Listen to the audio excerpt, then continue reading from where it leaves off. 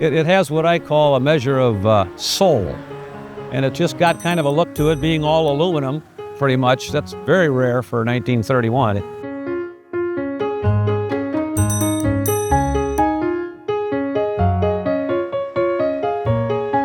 What you're looking at is a 1931 Buhl Flying Bull Pup, they called it. The flying kind of faded away. Buhl was a company that was a stamping company, built about 20 utility biplanes in the 27, 28.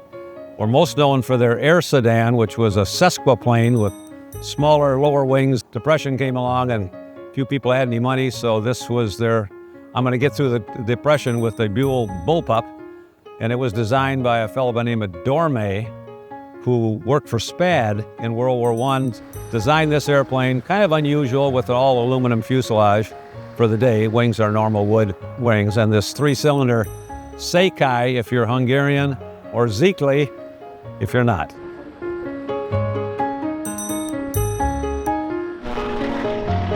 This airplane is serial number 142, about in the middle of the roughly a little less than 100 that were produced before the doors closed. It was a pile of junk on the ground when I got it, like a lot of this stuff is. And it's now come back to life with about 10 hours on it so far. The fuselage was reskinned. The original panels were reworked as necessary. Well, since I've been restoring cars, airplanes, race cars, and motorcycles all my life, a lot of it was just an extension. But being a former industrial arts teacher and then an aerospace engineer for 25 years, I've learned along the way that the hardware will tell you the story of what's going on. And this engine did have a habit of cracking its cylinders and departing in flight, hence the cable or the rods that you see. The Székely engine got a bad rep. Some people call them sicklies back in the day. But the Wright J5, which was probably the finest aero engine in the world in the late 20s, was a 200-hour engine. So you put things in perspective, and let's give the guy a break, you know.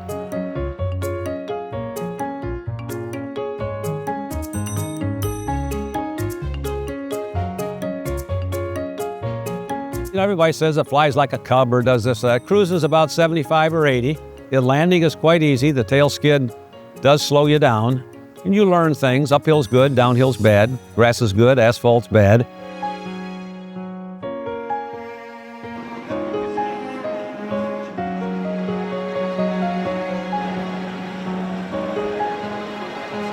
It has meant more since I've been here than I thought when I left. The attention that it has gotten up here, and the guys that run this circle say that people are hanging around this thing all the time, and I guess it's done my soul a little bit of good to say, I'm glad I'm up here, and people tell you, thanks for bringing the thing up. And I've always taken the appreciation of people who do things. I'm not a spectator of life. I had a friend tell me something one time decades ago. He said, I'd rather live my life than watch somebody else live theirs. And I think most people involved in this stuff, that's their lives. I'm not an oddball in the pile.